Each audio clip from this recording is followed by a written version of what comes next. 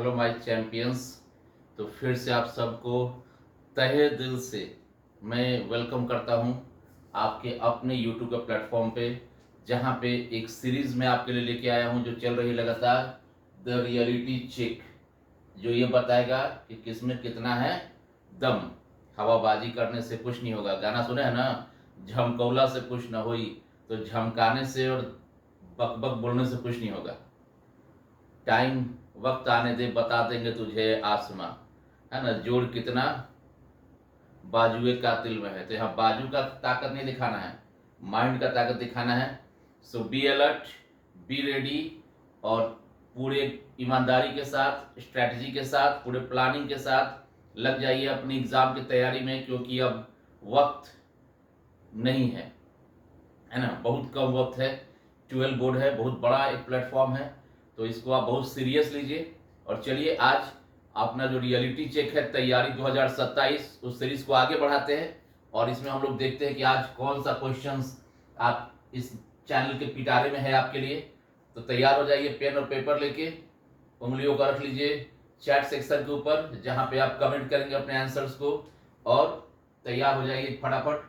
Share कीजिए दोस्तों के साथ जितना ज़्यादा हो सके, ताकि हम लोग को मैक्सिमम बच्चों को, बिहार बोर्ड के 12th के बच्चों को इसका बेनिफिट मिल सके, और साथ में मुझे भी थोड़ा सा बेनिफिट मिल जाए। तो चलिए देखते हैं आज का फर्स्ट क्वेश्चन क्या है। The merchant of Venice. देखिए, merchant of Venice is written by, आपको कमेंट करना है कि मर्चेंट ऑफ वेनिस किसने लिखा है ना, मर्चेंट ऑफ वेनिस है किसका वर्क है ये। तो फर्स्ट क्वेश्चन क्लियर है। सेकंड है, गैप लैंग्वेज इज नोन, मतलब कौन सा लैंग्वेज है, ब्लैंक लैंग्वेज है कि कौन सा भाषा है जिसे हम लोग जानते हैं किस रूप में, पावर हाउस, समझ रहा ना, power house of literary activity, यानी कि लिटरेरी एक्टिविटी का पावर हाउस कौन से भाषा कहा जाता है। समझता ना, पावर हाउस, पावर एजे से शुरू होला, एजे खत्म हो जाला, और कोई फेरा में नहीं खे रही, समझ रहे बचवा। तो चलिए बताइए कि कौन सा भाषा को power house of literary activity कहा जाता है। थर्ड है, the literature of middle English.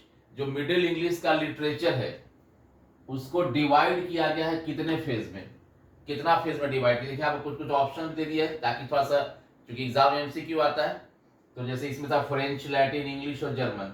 यहाँ पे है कि मिडिल इंग्लिश के लिटरेचर को कितना फेज में बांटा गया। ऑप्शन है 2 फेज, 3 फेजेस है, 4 और 5, 2 3 4 5। आपको कमेंट करना है कि कितने फेज में बांटा गया। नंबर 4, ये क्वेश्चन बहुत बहुत बहुत इंपॉर्टेंट बा बचवा, एकदम इसको दिमाग में, नस में घुसा लीजिएगा, है ना। मोस्ट इंपॉर्टेंट क्वेश्चन है ये, ठीक है। लिख देते हैं मोस्ट इंपॉर्टेंट, नहीं तो फिर कोई ज्ञानी बाबा को उपदेश देना शुरू कर देगा, ठीक है। तो ये जो आपका क्वेश्चन है नंबर 4 क्या है, बड़ा ही इंपॉर्टेंट क्वेश्चन है। देखिए, standard British English speech came to be known as, standard British English को क्या कहा गया वो आपको बताना है, ठीक है। Number 5, in Germany English is used as, Germany में इंग्लिश का यूज किस रूप में होता है। फर्स्ट है first language, second language, foreign language, या नन ऑफ दिस, या इनमें से कोई भी नहीं। तो आप कमेंट कीजिए फटाफट कि जर्मनी में जो इंग्लिश है वो किस रूप में यूज किया जाता है ऑफिशियली, मतलब वहां के लोग इंग्लिश को किस रूप में यूज करते हैं, first language, second language, foreign, या फिर नन। 6 क्वेश्चन भी आपका उतना ही इंपॉर्टेंट है, बड़ा इंपॉर्टेंट है।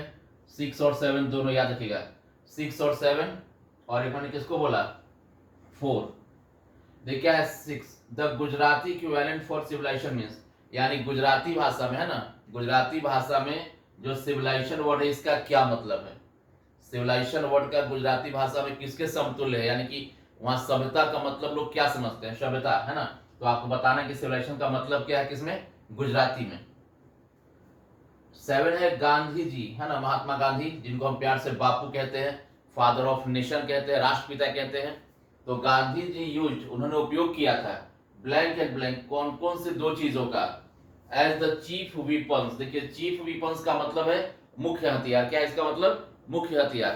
तो गांधी जी ने कौन कौन से 2 चीजों का यूज किया था चीफ वीपन्स के रूप में, यानी कि मुख्य हथियार के रूप में, अगेंस्ट, के विरुद्ध, के खिलाफ, किसके खिलाफ, ब्रिटिश रूल, ब्रिटिश शासन के खिलाफ। यानी गांधी जी के वो 2 मुख्य हथियार कौन से थे जिसको उन्होंने यूज किया था किसके खिलाफ, अंग्रेजों के खिलाफ, भारत को आजादी, फ्रीडम दिलाने के लिए।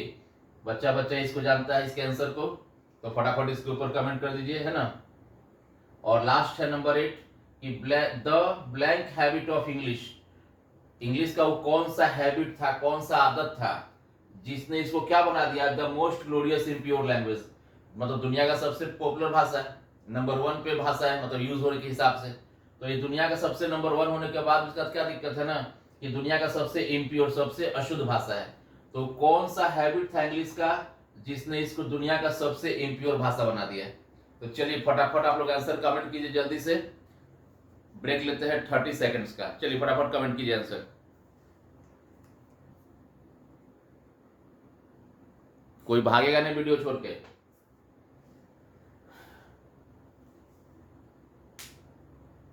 और भी अभी छोटा सा वीडियो जा रहा है, जब टाइम आएगा तो बड़ा धमाका भी किया जाएगा, है ना।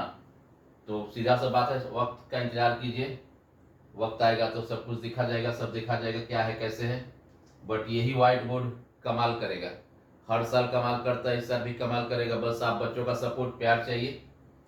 तो चलिए आई होप कि जिनको भी जितना आंसर्स आता था कमेंट जरूर से कर लिए होंगे, या आपने नोटबुक में जहां भी है वहां पे लिख लिए होंगे। ठीक है, कमेंट करने से क्या होता लगता है हमको भी कि मेरे बच्चे एक्टिव है, कितना वो कर रहे हैं, है ना, कहाँ कहाँ पे उनको दिक्कत हो रही है, कौन बच्चा कितना नंबर ला रहा है। तो देखिए फर्स्ट है कि मर्चेंट ऑफ वेनिस के राइटर कौन है, किसने इसको लिखा है। तो इसका आंसर क्या है, शेक्सपियर। क्या है इसका आंसर, है कौन, शेक्सपियर। याद रखिएगा, merchant of Venice is a work of Shakespeare. और आप सब जानते हैं कि विलियम शेक्सपियर, है ना, इंग्लिश पढ़ रहे हो और अगर उनका नाम नहीं मालूम है तो फिर कोई यूज का नहीं है। तो नाम याद रखिएगा, विलियम शेक्सपियर।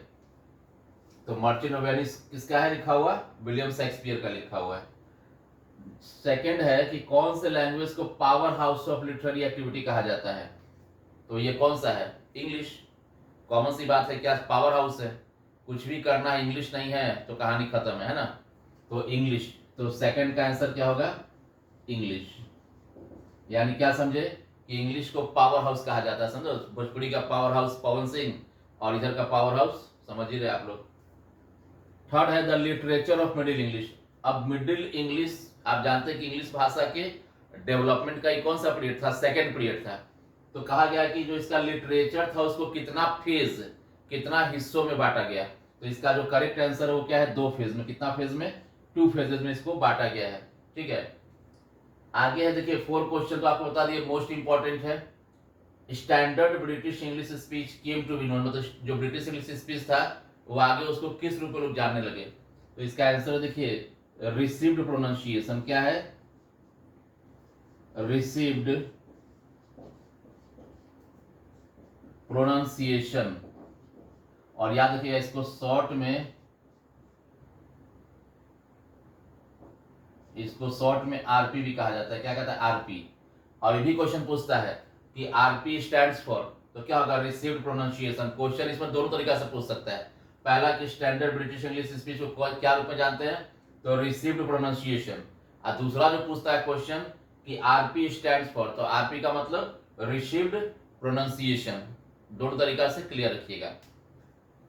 5 है नंबर 5th क्वेश्चन की जर्मनी इंग्लिश इज यूज्ड। तो जर्मनी में इंग्लिश का प्रयोग किस रूप में होता है। आप सब जानते हैं कि किसी भी लैंग्वेज का यूज मोस्टली 3 तरीके से होता है। फर्स्ट लैंग्वेज, जिसको कि हम लोग क्या कहते हैं, मदर टंग भी कहते हैं, मातृभाषा। दूसरा होता है सेकेंड लैंग्वेज, और सेकेंड लैंग्वेज का एक और नाम है, क्या है, ऑफिशियल लैंग्वेज। क्या है, ऑफिशियल। आप बोलो सेकेंड लैंग्वेज चाहे क्या बोलो, ऑफिशियल, दोनों एक ही बात है। और थर्ड होता है, थर्ड लैंग्वेज उसको कहते हैं फॉरेन लैंग्वेज। तो ये 3 तरीका से किसी भाषा का जनरली यूज होता है। तो याद रखिए कि जर्मनी में जो इंग्लिश भाषा उसका यूज होता है एज अ फॉरेन लैंग्वेज। किस रूप में, एज अ फॉरेन लैंग्वेज। ठीक है, नंबर 6 और 7 मैंने ऑलरेडी कह दिया, टिक किया हुआ है कि मोस्ट इंपॉर्टेंट है। The Gujarati equivalent for civilisation, यानी कि गुजराती में जो सिविलाइजेशन शब्द है उसको किसके समतुल्य मानते हैं वो लोग, किसके बराबर मानते हैं। या सिंपल कह सकते हैं कि सिविलाइजेशन का मतलब क्या होता है गुजराती भाषा में। तो इसका मतलब होता है, देखिए बड़ा ही अच्छा चीज होता है, गुड कंडक्ट। क्या होता है, गुड कंडक्ट, है ना। देखिए यहाँ पे ऊपर लिख देते हैं ताकि थोड़ा सा क्लियर हो जाए। गुड कंडक्ट, है ना, गुड कंडक्ट, अच्छा आचरण, अच्छा व्यवहार। मतलब लोग मानते हैं गुजराती में सभ्यता का क्या मतलब है, बहुत सब है, बहुत सिविलाइज्ड है, तो अच्छे व्यवहार का, अच्छे उसके संस्कार हैं, अच्छे मैनर्स हैं। तो आप वही बात समझा रहे हैं, गुजराती भाषा में सिविलाइजेशन का मतलब क्या होता है, गुड कंडक्ट होता है, अच्छा व्यवहार, अच्छा आचरण, अच्छे संस्कार। 7 लगभग लोग जानते होंगे, सत्य और अहिंसा।